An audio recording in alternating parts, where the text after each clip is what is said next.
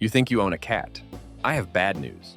Because when you actually look at how cats and humans got together, the story is completely backwards from what you'd expect. We didn't tame cats, we didn't breed them for jobs the way we did with dogs.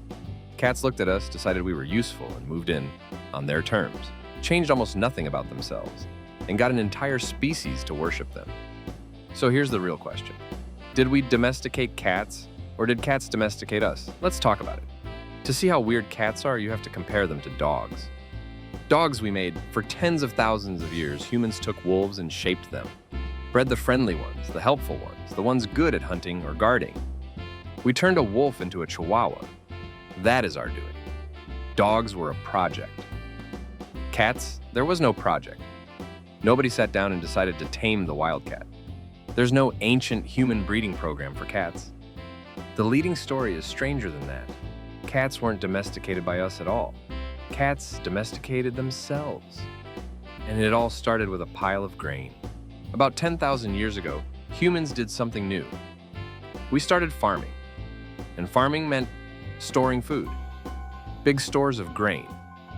And grain attracts mice. Mice attract something else, wildcats. So wildcats started showing up around human settlements. Not because they liked us, but because we had accidentally built them an all-you-can-eat mouse buffet. Now here's the key moment. The wildcats that were a little bolder or a little more tolerant of humans got to stay near that endless food. The skittish ones ran off. So generation by generation, the cats hanging around humans became the ones that could stand us. We didn't tame them, the free food did. They basically applied for the job of mouse security, and we just let them. It was a deal nobody signed. You kill our mice. We won't chase you off. And that was it. That's the whole origin of your cuddly little house panther. Here's how you can tell cats did this on their own terms. Look at what domestication did to dogs. It transformed them. Wildly different shapes, sizes, colors, behaviors, hundreds of breeds, from Great Danes to pugs. Dogs were rebuilt from the wolf up. Now look at your cat. Your house cat is still almost genetically identical to the wild African wildcat it came from. Same size, same body, same instincts, same, I could leave this house right now and be totally fine energy. Cats barely changed at all. And that's the tell. Dogs let us reshape them, cats didn't. They kept their wild bodies and their wild minds completely intact and just added lives in your house on top. In fact, scientists don't even call cats fully domesticated. They say semi-domesticated. Here's what that means. Take a house cat, put it outside, and within a single generation, it can go feral and survive completely on its own. Hunt, breed, live wild, no problem. A dog? Most dogs would really struggle. We bred the wild self-sufficiency out of them. They need us. But a cat never gave that up. Your cat is running the exact same survival software as its wild ancestors. It lives with you because it chooses to, not because it has to. Let that sink in.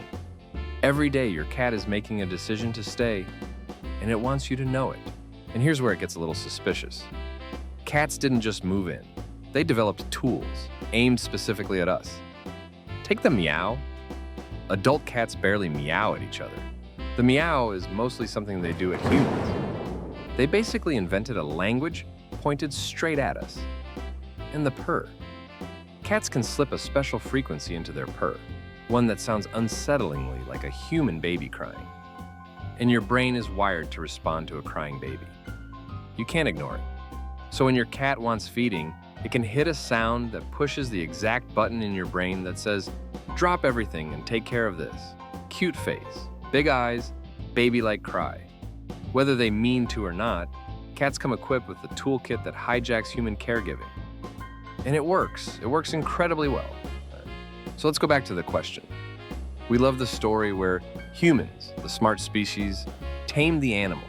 We're in charge. We chose our pets. Cats destroy that story. They walked into our world uninvited. They kept their wild bodies and their wild minds. They changed almost nothing about themselves. And in return, they got an entire species, us, to feed them, house them, clean up after them, and build the entire internet around their faces. They didn't surrender to domestication. They negotiated a deal. and they got the better end of it. So the next time your cat sits across the room, staring at you completely unbothered, remember what's really going on. You didn't choose the cat. 10,000 years ago, the cat chose you, and it can still leave whenever it wants. See you in the next one.